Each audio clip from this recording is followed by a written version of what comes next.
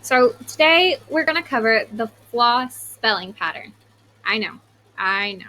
What does that mean?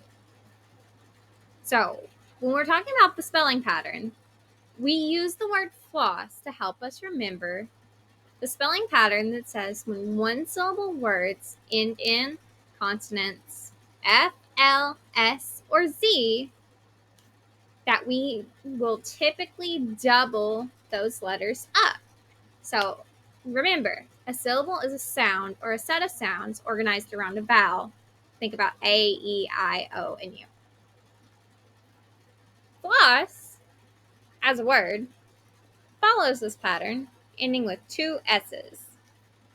So we use the word floss to name the rule because it contains the letters F, L, and S, which are most of the letters that we double at the end of one syllable words. Sorry, Z. So now we're going to talk about a couple of floss words where we see this pattern being used. We see ball and grass. Ball ends with L, so we see that the word ball ends in two L's instead of just one. And the word grass ends in the letter S, and we see that grass ends in two of the letter S instead of just one. A couple more words include fuzz and cliff. Fuzz ends with Z, and we use two Z's at the end, where cliff ends in F, and we can see that there are two F's at the end. Sometimes people call this a rule. It's the floss spelling rule because there are so many words that follow the spelling pattern.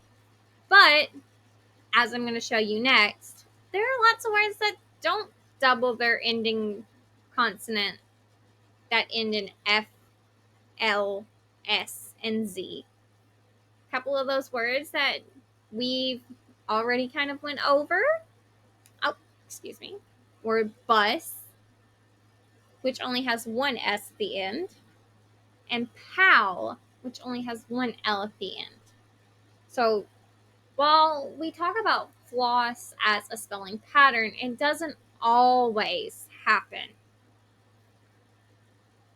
And to review, the floss spelling pattern just means that one syllable words that end in F, L, S, or Z tend to have two of that letter at the end instead of just one.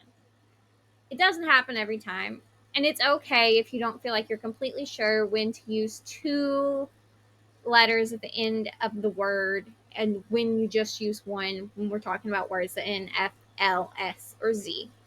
It takes practice to get comfortable.